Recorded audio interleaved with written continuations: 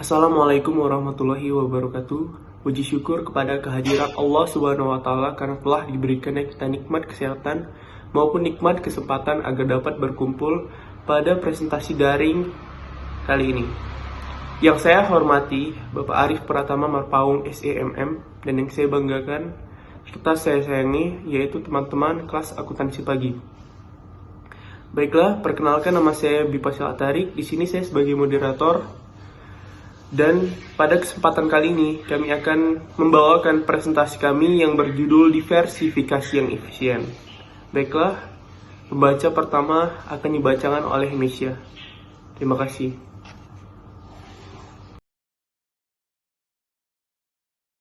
Oke, terima kasih. Di sini saya akan membahas untuk pembahasan yang pertama, yaitu diversifikasi yang efisien dengan banyak aset beresiko. Nah, di sini diversifikasi yang efisien itu apa sih? Nah, diversifikasi yang efisien itu adalah cara bagi investor untuk menghindari resiko untuk mencapai pengembalian yang diharapkan tertinggi untuk setiap tingkat resiko portofolio tersebut. Di bidang keuangan nih, diversifikasi yang efisien mengacu pada prinsip pengorganisasian teori portofolio yang mencoba memaksimalkan pengembalian portofolio yang diharapkan untuk tingkat resiko portofolio tertentu. Dengan kata lain, memiliki cukup diversifikasi dalam portofolio investasi untuk menghasilkan uang sambil tetap menjaga resiko dalam batas wajar.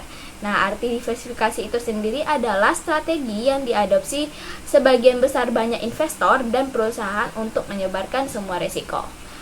Nah, diversifikasi memberikan apa yang para profesional sebut itu makan siang gratis, serta mengurangi resiko keseluruhan sekaligus meningkatkan potensi pengembalian secara keseluruhan. Hal itu karena beberapa aset akan berkinerja baik sementara yang lain berkinerja dengan buruk. Tapi di tiap tahunnya berikut posisi mereka bisa dibalik nih, yang semula menjadi lambat menjadi pemenang baru. Terus terlepas dari saham mana yang menjadi pemenang, portofolio saham yang terdiversifikasi dengan baik cenderung menghasilkan rata-rata pengembalian historis jangka panjang pasar. Namun, selama periode jangka pendek, pengembalian itu bisa sangat bervariasi. Memiliki banyak aset meminimalkan kemungkinan satu aset merusak portofolio Anda. Efek bersih dari diversifikasi adalah kinerja yang lambat dan stabil serta pengembalian yang lebih mulus. Tidak pernah bergerak naik ataupun turun lebih cepat. Penurunan volatilitas itu membuat banyak investor merasa nyaman. Oke, sekian, terima kasih. Nah, kemudian suatu ungkapan yaitu jangan menaruh seluruh telur Anda dalam satu keranjang. Nah, akan sangat berbeda jika kita menaruh telur tersebut kita bagi-bagi ke dalam beberapa keranjang. Karena misalnya kalau ada satu keranjang yang jatuh, maka masih ada simpanan telurnya di dalam keranjang yang lainnya. Nah, kita bisa ibaratkan telur itu sebagai uang atau modal, sedangkan keranjang itu sebagai wadah untuk menempatkan uang yang dimiliki untuk kemudian dikelola kembali. Maksudnya kita itu jangan pernah berinvestasi dengan seluruh modal yang kalian miliki di suatu tempat atau satu perusahaan saja. Nah, kenapa? Karena kalau investasi itu gagal, maka seluruh modal yang kalian punya itu akan ikut lenyap tanpa sisa. Pasar saham indeks tunggal. Model indeks tunggal membagi return di suatu sekuritas ke dalam dua komponen, yaitu pertama, komponen return yang unik diwakili AI yang independen terhadap pasar return. Yang kedua, komponen return yang berhubungan dengan return pasar yang diwakili oleh BI RM. Untuk menghitung modal indeks tunggal, kita menggunakan rumus ERI sama dengan alpha I ditambah beta I dikali ERM, di mana RI itu adalah return sekuritas ke-1, alpha I itu nilai ekspektasi dari return pasar yang independen terhadap return pasar atau komponen return, beta I itu beta atau merupakan koefisien yang mengukur perubahan RI akibat dari perubahan RM, dan RM itu adalah tingkat return dari indeks pasar. Salah satu dari contoh pasar saham indeks tunggal adalah retur ekspektasi dari pasar E dalam kurung RM sebesar 20% bagian dari retur. Ekspektasi retur sekuritas yang independen terhadap pasar AI sebesar 4% dan beta I adalah sebesar 0,75%. Yang ditanya adalah hitunglah retur ekspektasi sekuritas. Cara menjawabnya, ER sama dengan 4% ditambah 0,75% dikali 20% sama dengan 19%. Sedangkan nilai retur realisasi berdasarkan model indeks tunggal sebesar RI sama dengan 19% ditambah EI. Nah, jika R1 sama dengan E dalam kurung R1, berarti investor mengestimasi tanpa kesalahan. Tapi jika nilai retur realisasi R1 sama dengan 21%, maka kesalahan E adalah 2%, di mana 21 kurang 19% yaitu hasilnya 2%. Materi selanjutnya yaitu resiko investasi jangka panjang. Setiap orang pasti menginginkan hari tua yang menjanjikan, hidup berkecukupan sehingga tidak bingung untuk memenuhi kebutuhan sehari-hari. Ada banyak cara untuk mewujudkan impian tersebut, salah satunya dengan menyiapkan dana pensiun melalui investasi jangka panjang. Dengan melakukan investasi, artinya kita sudah mengamankan harta untuk masa depan.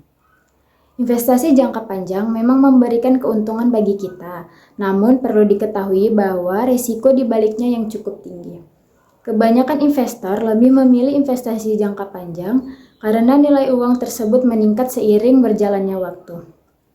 Hal ini yang mengakibatkan keuntungan investasi jangka panjang lebih menggairahkan. Meskipun demikian, investasi jangka panjang tidaklah mudah. Ada banyak faktor resiko yang harus siap ditanggung oleh investor. Ketika resikonya semakin tinggi, maka semakin tinggi pula keuntungan yang bisa didapatkan. Dalam hal ini, sebagai investor, meski berhati-hati dan tetap memperhatikan prinsip dari resiko yang tinggi, meskipun mendapatkan pengembalian yang tinggi.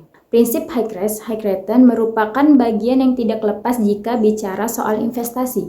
Hal ini menggambarkan semakin tinggi risiko sebuah investasi, maka akan sepadan dengan hasil yang didapatkan. Prinsip ini sangat erat kaitannya, terutama bagi pelaku investasi jangka panjang. Terima kasih. Baik, di sini saya akan melanjutkan pembahasan tentang resiko investasi jangka panjang. Ada 6 resiko investasi jangka panjang. Saya akan membahas 3 resiko, yaitu resiko bunga, resiko mata uang, dan resiko pasar. Risiko bunga yaitu risiko yang muncul akibat perubahan suku bunga. Investasi jangka panjang seperti pinjaman dan obligasi dapat terpengaruhi oleh fluktuasi suku bunga pasar. Risiko bunga dapat menyebabkan penurunan nilai investasi jangka panjang. Yang kedua, ada risiko pasar. Risiko ketidakpastian pasar atau penurunan harga pasar, faktor seperti isu-isu politik, resesi ekonomi, kerusuhan, dan perubahan iklim politik dapat mempengaruhi harga pasar. Risiko pasar dapat menyebabkan penurunan nilai investasi jangka panjang. Yang terakhir ada risiko mata uang.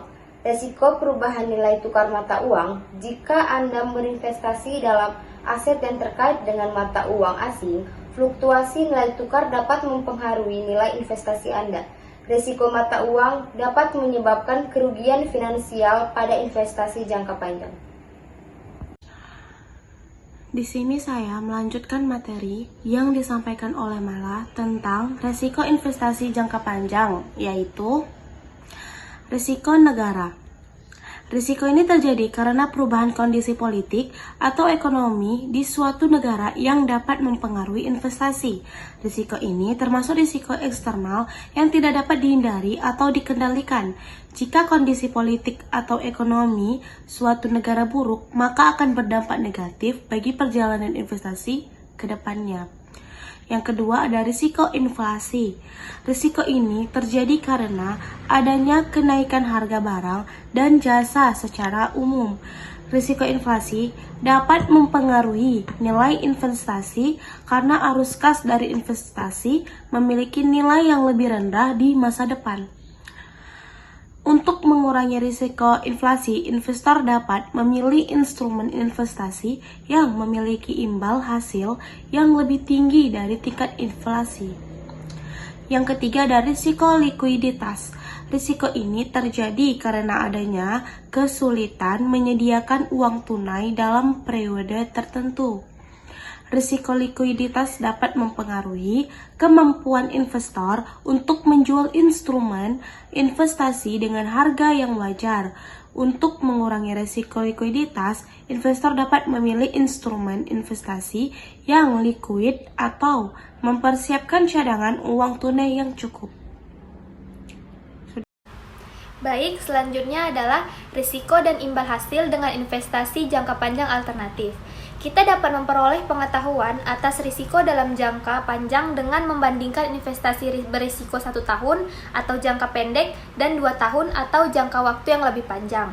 Bayangkan sekumpulan peluang investasi yang identik dalam setiap investasi berisiko dari 2 tahun, termasuk sebuah portofolio berisiko yang terdistribusi secara normal. Dimajemukkan secara terus-menerus, premi risiko tahunan sebesar rasio dan varians proporsi kuadrat. Dengan demikian, rasio Sharpe 1 tahun adalah S1 sama dengan rasio per proporsi kuadrat, dan harga risiko 1 tahun adalah P1 sama dengan rasio per proporsi kuadrat. Baiklah, terima kasih kepada teman-teman yang sudah membawakan presentasi yang berjudul diversifikasi yang efisien. Mungkin ini saja yang dapat kami sampaikan. Apabila ada kesalahan dan kekurangan mohon dimaafkan. Wabillahi taufiq wal hidayah. Wassalamualaikum warahmatullahi wabarakatuh.